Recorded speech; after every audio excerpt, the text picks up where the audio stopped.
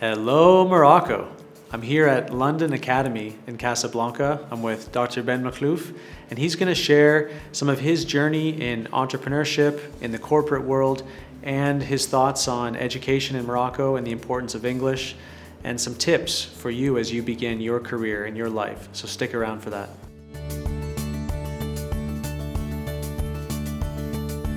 After studying from bachelor's all the way to PhD in the United States, I worked in the industry for a few years. And I joined Microsoft to be responsible for the channel partners in Northwest Africa, based out of Morocco, and left Microsoft to do some entrepreneurship in the real estate and franchising business. And even as a soccer school, we brought the franchise of Arsenal Soccer School. And in 2011, I had a call back from Microsoft and rejoined Microsoft, where I was the general manager of Microsoft in Morocco, and left Microsoft to start a school. Okay. So now I'm running the school and a proud founder of a smart school. That's great. So, after living in the States for so long, what was it that led you to move back to Morocco, come back to this area? Well, every Moroccan's got a family attachment to his country. I believe that we have a land of opportunity. It's green, and there's so many things to do. I was at the time where I was either going to, because it was like the beginning of my career, either I come back to Morocco or I stay forever in the US. You know, once you start your life in the US and you get your first mortgage and you get your career going, it's very, very difficult to step back. So I said, okay, I'm gonna try it out, go to Morocco, and I think the soft landing with the multinational helped a lot. So you were well established in a corporate career. What prompted you to become an entrepreneur? You either have a mindset of entrepreneur or you don't. Even when I worked in Microsoft, having been a business development manager and going to countries and starting up Microsoft from scratch, that was entrepreneurship within Microsoft. So I always had that strength of starting where no one could start. And developing something from scratch to making it mature. So I was not afraid both times to jump into the entrepreneurship world.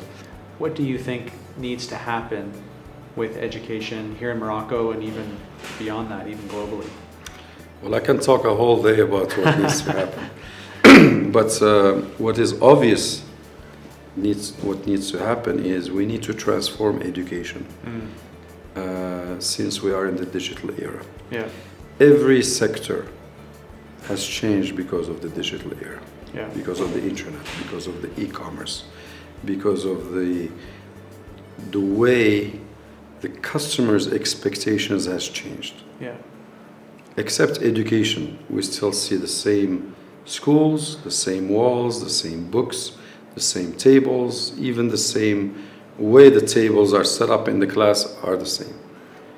And we are at a time where we are not anymore in a teacher-centric education.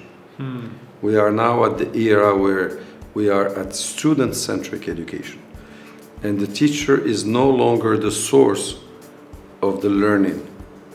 The source of the learning is coming from different places, from the teacher, from the internet, from the museums, from the travel that some of these students, when they travel, so from the parents, so from the TV, so all these are sources of education. There's no monopoly where you're only getting the education once you step into the classroom and the teacher is the only one who can deliver such a class. A lot of our audience have already finished high school. Any comments about whether or not it's useful to study in a university, or there's some new there's some new schools emerging around Morocco, like that teach practical skills such as coding, programming, and they do it in a very short time and with a small budget. So how would you make that choice if you were 18, 19 years old? You just reminded me, I was at l'École Mohammedia des Ingénieurs in Rabat, and I was a judge in a entrepreneurship competition. Mm-hmm. And one of the students asked me, he said, should I, when I graduate, should I do a startup or entrepreneurship, or should I look for a job? And I asked him, I said, when do you think you want to retire? When do you want to retire? And he told me, I want to retire at the age of 35, which is the dream of a lot of young persons now, to be financially independent at the age of 35. And I told him, I don't know any job that will guarantee you that you will be retiring by the age of 35. So that only leaves entrepreneurship. Right. And I told him that entrepreneurship should not start when you graduate with an engineering degree. It should start even before high school. Mm-hmm. You should think about something you're passionate about, mm-hmm. and think how you can monetize it, mm-hmm. and make it a business. Yeah. That's entrepreneurship. So the other side of your question, whether to go for a 4 or 5 year degree or get a short period of time training and certification. Yeah, just very practical. Very skills. Practical, that is much needed. And today you can get a certification out of studying for 2 days. You don't need to you can learn a coding language in 3 months. And there is much more demand for these practical trainings that will yield to employment much easier than coming with an academic degree where everything is theoretical. Because the employer looks at you as someone who can bring something additional to the company. Right. No employer wants to employ someone just to start teaching him how to do his job. Yeah. A lot of employers avoid that. So if you have a practical know-how and you have a certification that goes with it, it's much more valuable to the employer than a degree that shows that you're an engineer. But in fact, you still need to learn some tools that are actual tools that you can use in your job. Yeah, that's true. Yeah, the world's changed so quickly. There's a lot of degrees that are somewhat irrelevant. You can get the degree, but it doesn't mean a whole lot in the real world. Yeah. What would you say about the role of English? So English is definitely a minority language here in Morocco, but globally it's very prominent. And so what are your thoughts on that? I speak Arabic, I speak French, and I speak English. Mm-hmm. I love my Arabic language and I love my French language. However, English today is more than a language. English is a communication language that the whole world uses to communicate. Mm-hmm. And if we as Moroccans, we just discount ourselves from English, then we are discounting ourselves to be in sync with the whole world. Right. I know there's a lot of discussion about French and Arabic and English. I say to all the Moroccans, at the minimum, you need to learn science, math, technology, entrepreneurship, finance, marketing. You need to learn it in English. Because if you don't, you're not going to go far. If you want to buy anything around the world, the first reflex is you're going to go to the internet.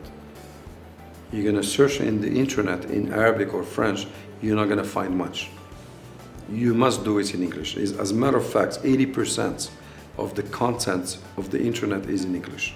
And you add all the languages all together, they don't represent even 20% of the internet content. Yeah. So for me, it's a must. I encourage every student to learn English. without it, your career is very limited. And if you wanna, even if you're in a job, your promotion in the job is very limited. If you wanna jump into entrepreneurship, it's gonna be very limited if you just close yourself on the Arabic and French. And even the French, their universities are starting to teach in English. Yeah. Their courses are in English. Yeah.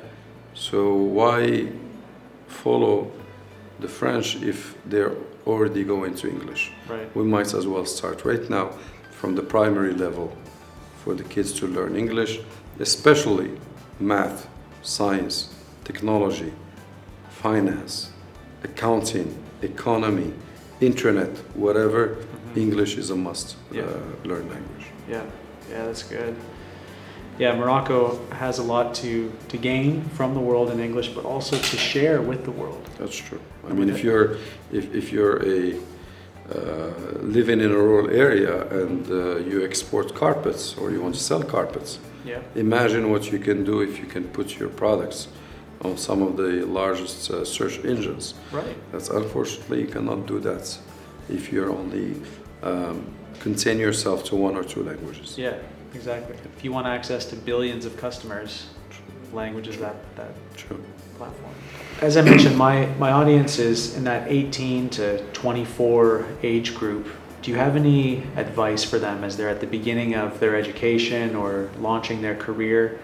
Any advice you would pass on? My first advice is English. It will open up a lot of opportunities for you. My second advice is technology. Definitely use technology, learn technology. 80% of the future jobs include technology in whatever you do. 44% of the existing jobs will disappear between 2030 and 2040. So you better be ready with new skills. Don't prepare yourself for the 80s job, prepare yourself for the 21st century jobs. Travel abroad, live abroad, discover other cultures. Very important. It will just make you better. It will open your mind. It will give you ideas. It will give you a reach throughout the world. Number 4 is think about entrepreneurship before you think about employment. And the younger you are, the more risk you can take. You don't have a lot of responsibility, you don't have kids, you don't have a monthly income that you need to spend, so you might as well start with entrepreneurship. So these are my advice for young Moroccans and young people all over the world to focus on, and I hope that they will be very successful. That's fantastic. Thank you so much for your time. Thanks for sharing your wisdom and your experience and the lessons we can learn from you. Thank you. Appreciate it. Thank you. Thanks for coming.